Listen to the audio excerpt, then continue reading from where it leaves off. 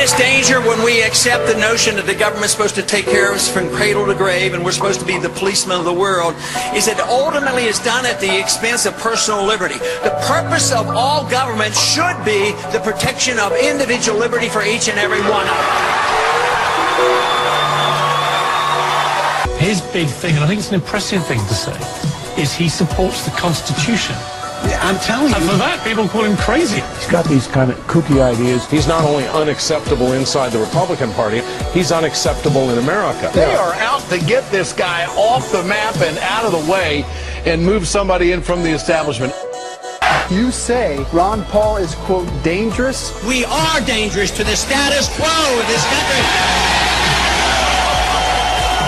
Ron Paul makes a lot of sense, and more people ought to listen to him. There's nothing wrong with what the founders talked about. Freedom back. If we have a right to our life and our liberty, we should have a right to keep the fruits of our labor as well. You have to know why we have problems in this country.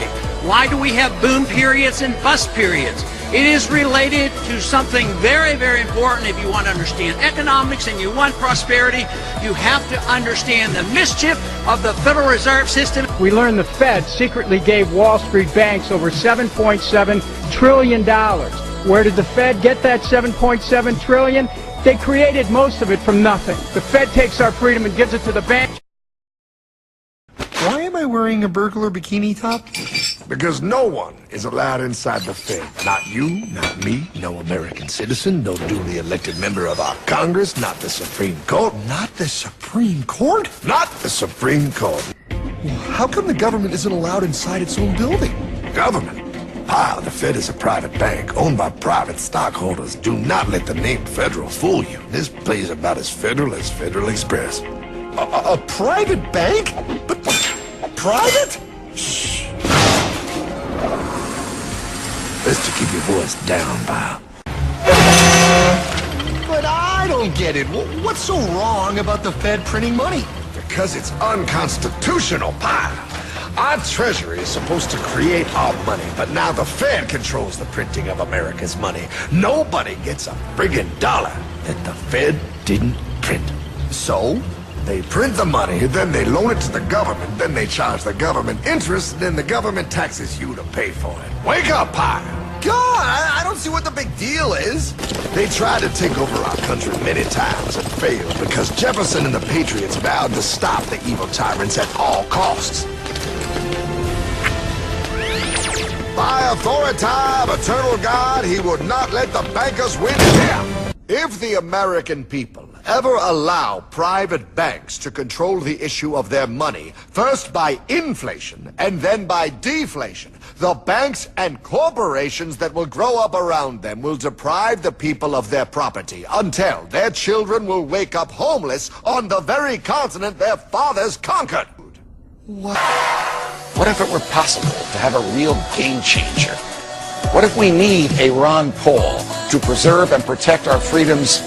What if we can make elections matter? Ron Paul had perhaps the most enthusiastic pep rally last night. His supporters view him as actually more than a Republican. He's a messenger for something. There's no way they're going to stop the momentum that we have started.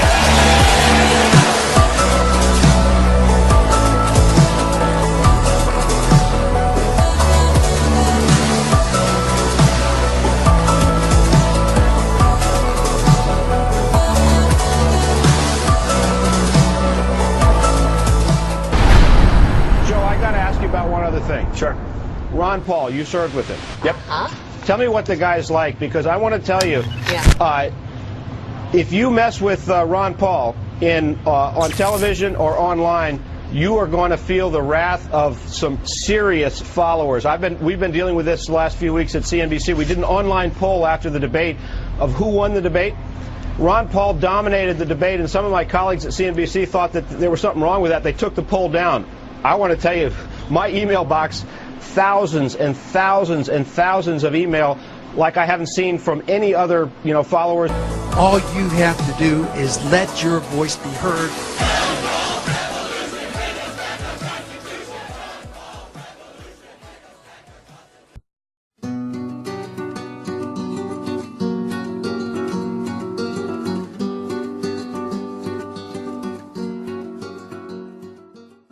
The story of money is part of a long history of civilization.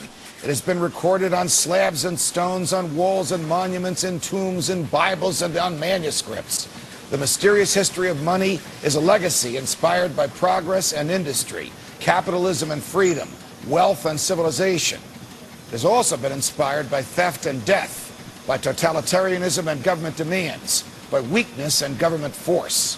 So how does a civilized and free nation conduct its monetary policy? The founders of the United States of America had no difficulty whatsoever identifying the root cause of misery in the colonies: central banks controlling money. But Americans today know precious little about money and how it is used against us. You hear me speak often on Freedom Watch about debt and taxes, about gold and the Federal Reserve. It's not enough that Congress and the government destroy the fruits of our labors and consume them with wasteful spending and thieving taxation. But the manner in which money is created by the Federal Reserve out of thin air, with no gold or anything of value to back it, is abhorrent, immoral, unconstitutional, and quite simply un-American. If you or I printed cash in our basements and used it in voluntary transactions, we'd go to jail. The Constitution says that only Congress can coin money and set its value. So how did this private bank get to print our money? The government gets its powers from the consent of the governed. We didn't give that power to a private bank.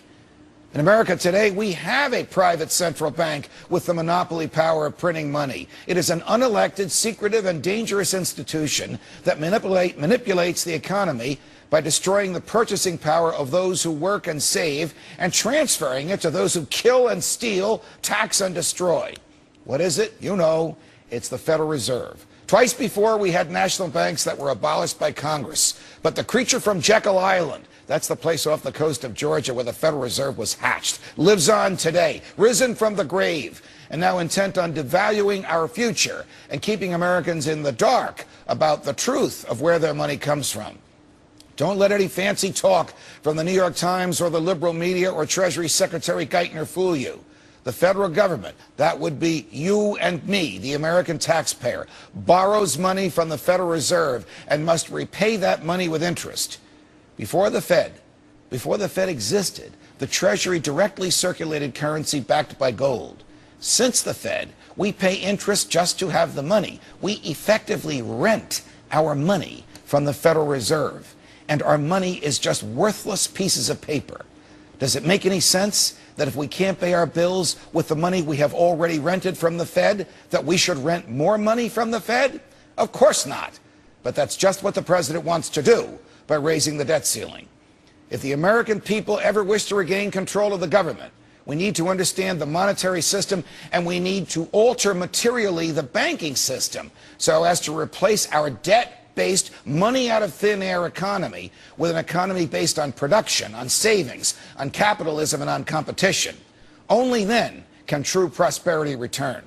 Boy, if we ever get to audit the Fed and its money lenders, the demand to end the Fed will become overwhelming. Before Benjamin Franklin was considered by King George III to be a traitorous rebel, he was first a diplomat sent to the British king to engage in negotiations aimed at avoiding the pending American Revolution. At a dinner party one night in London, Franklin was asked to give a small talk about the American colonies across the ocean. Thinking about what would impact the British the most, Franklin told them, well, you can leave your ship with just your baggage, walk beyond the furthest homestead, and become an immediate landowner.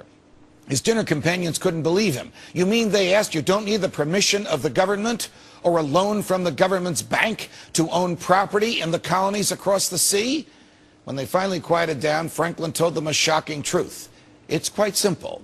We have created our own currency. Well, who were these colonists to create their own currency? How could a currency possibly sustain prosperity without a central bank to control it? Who were these colonists to own property without the government's approval or the involvement of the government's bank? The British Parliament almost immediately outlawed colonial scrip. The scrip were printed demand notes that represented gold stored in banks and homes. They weren't the worthless Federal Reserve notes that we have today. They were real money created by merchants and bankers and the colonial governments. Franklin brought the unhappy news with him back to Philadelphia. Later, he would be known to say, you know, we would gladly have borne the little tax on tea and other matters had it not been they took from us our money, which, when they took it, created great unemployment and dissatisfaction within a year. The poorhouses were filled. The hungry and the homeless walked the streets everywhere. While the phrase taxation without representation is tyranny may have been the colonists' battle cry, as much suffering was visited upon the colonists by the Bank of England as was done by the King of England.